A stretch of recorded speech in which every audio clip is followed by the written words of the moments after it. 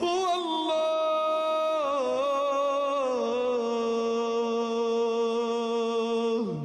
هو الله الذي لا إله إلا هو الملك هو الله الذي لا إله إلا هو الملك القدوس السلام المؤمن المهيمن العزيز الجبار المتكبر سبحان الله.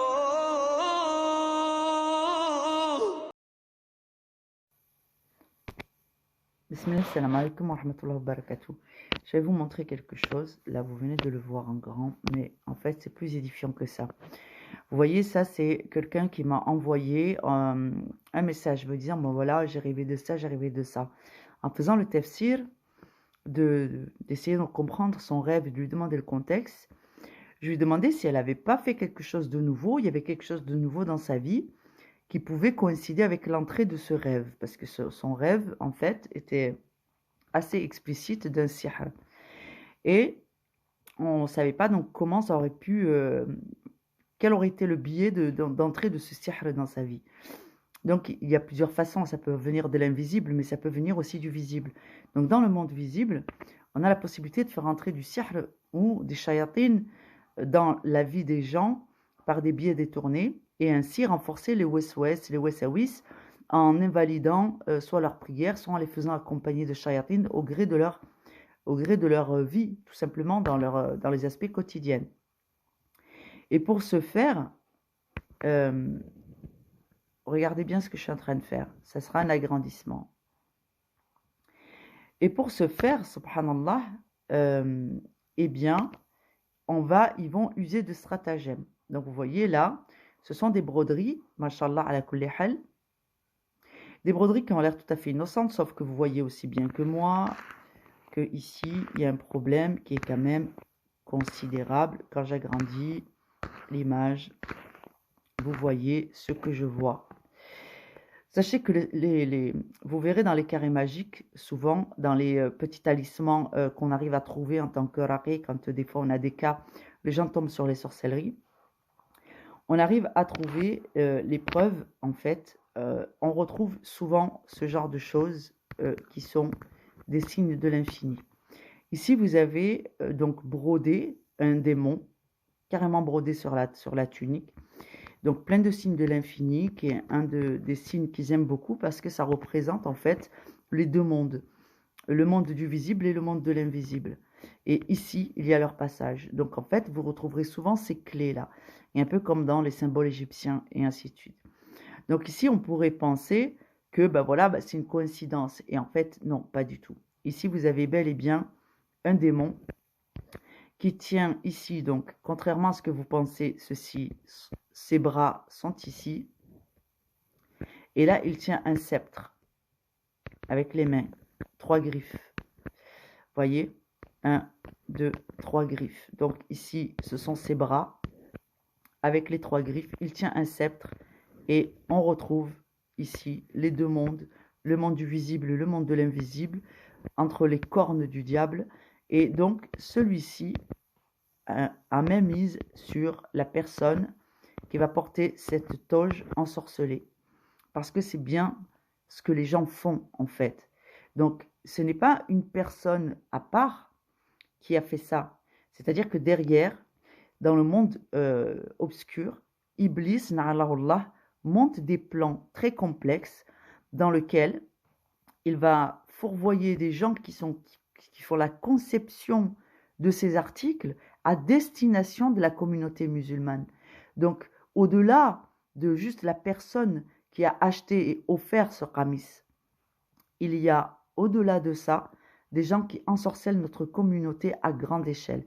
Vous avez les mêmes problématiques, on va retrouver les mêmes choses, subhanallah, dans... on va retrouver les mêmes choses. La ilaha illallah. Walhamdulillah. On va retrouver les mêmes choses sur les tapis de prière, sur les petites chaussures, sur les ballerines que vous utilisez à la maison. On va retrouver des choses dissimulées comme ça, un peu partout, sur les tapis de prière et ainsi de suite. Donc, je vais vous ajouter quelque chose. Par exemple, quand vous faites la ruqya, n'hésitez pas à regarder des images comme celle-ci. Quand vous visualisez des images comme ça pendant la ruqya, sachez que c'est un impact très puissant dans le monde des shayatines. Donc, aidez-vous avec des images comme celle-là. Faites une capture écran si ça peut vous aider. Mettez-la sur votre ordinateur, sur votre fond d'ordinateur.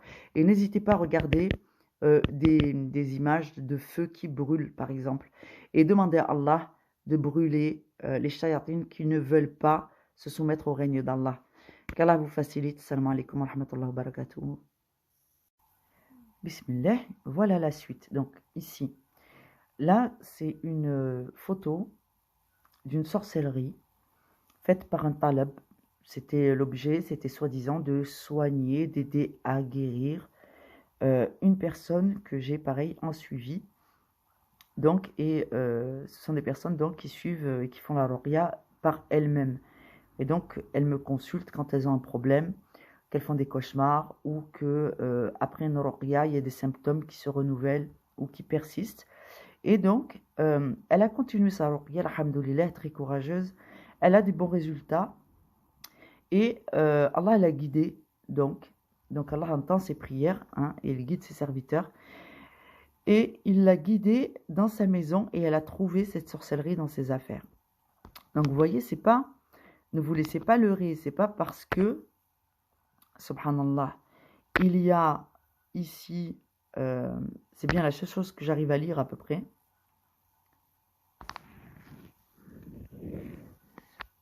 Bismillah.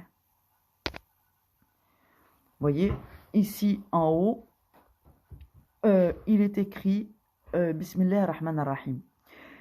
À l'intérieur, ça correspond à un carré magique. Donc il faut être très vigilant. Donc je vais essayer. Hop. Voilà. Donc ici, c'est l'équivalent d'un carré magique.